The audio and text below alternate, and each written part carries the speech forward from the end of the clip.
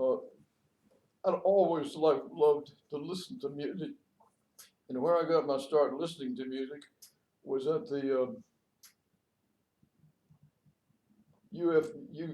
USO, where the soldiers would come in. Well, the war was going on, but I was not old enough to be anywhere near involved in it. I was still young.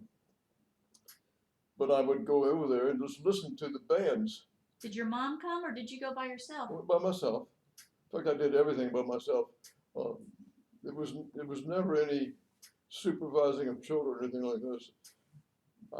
From the time I could walk, I was free to do anything. My mother just encouraged it. She just So anyway, uh, but the USO was a wonderful place to listen to music because we didn't have a radio. We didn't have any other source of music. Oh, wow. So this was the first for me. And the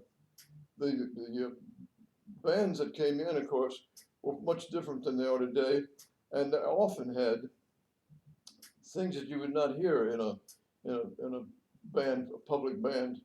This was for soldiers, but it was still public when they had girls too. So, but the thing about it was that they had so many things. There would be people playing banjos, people playing violins. You know, you can imagine a violin in a dance hall today. I don't think they'd even be there. Yeah. But I love them. I just listened to them.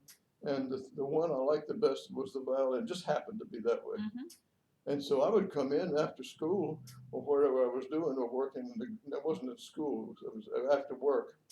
And go in there for the evening, and they began to get the band tuned up and everything. And then they would be dancing. And of course, I couldn't take part in it, but I could sit there and listen. I could go back there, and there was a door to the kitchen.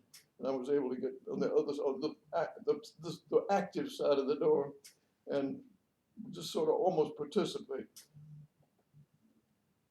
Very eye-opening. And I was talking to Lester Knight about that, and he says, well, my sister's studying piano. And so he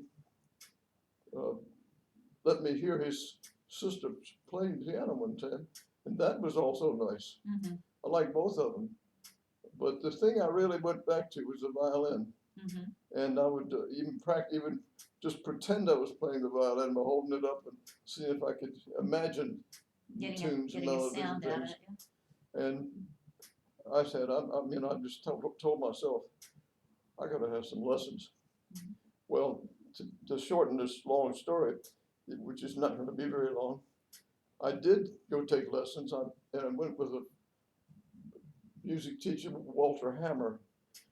He was an interesting character because what he had earned his living by was theater, as a conductor for the theater, a very large theater, the Lowe's, whatever it is.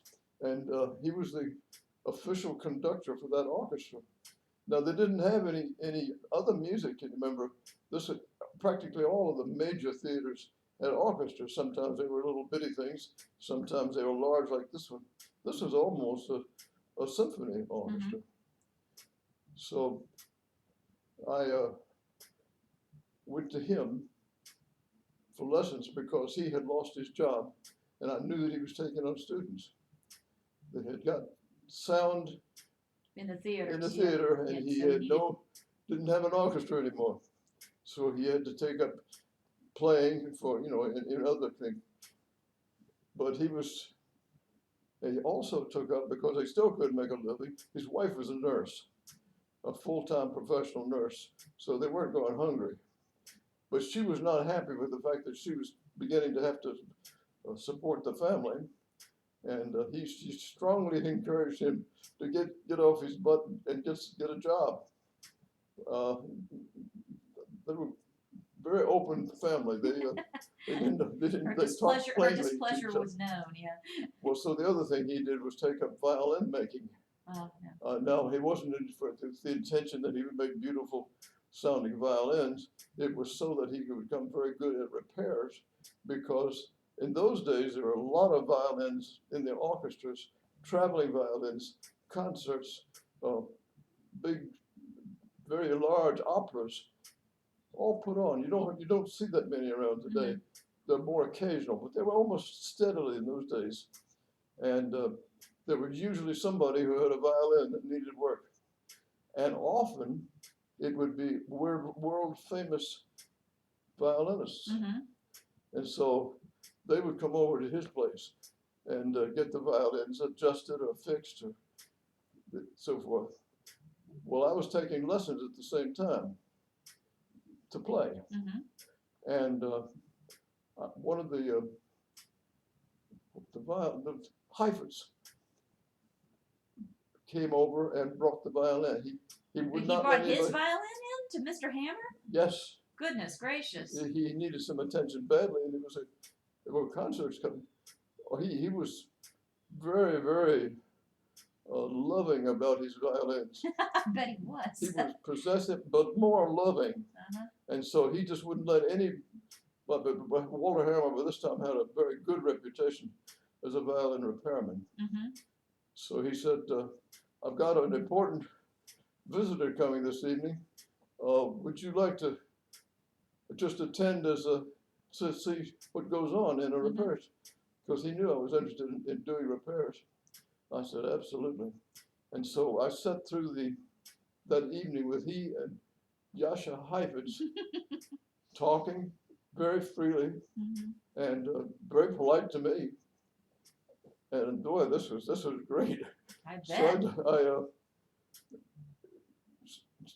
told him I'd like to have some more of that. I'd like to have some more lessons so I could meet some more famous violin. Well, right. I imagine you got to see Heifetz play because he yes, tested the violin. Yeah, course. that must have been thrilling. Sure, it was absolutely thrilling.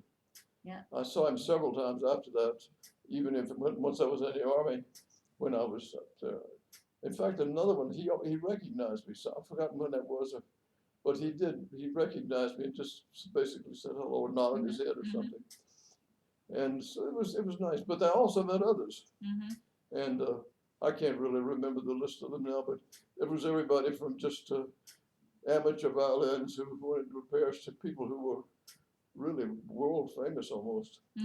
Very interesting type of job. Well, that sounds neat. And of course, in the meantime, I was trying to learn two things. One was violin repair, and then I was sneaky and began to think, how about violin making? This ought to be a lot of fun to make good violins.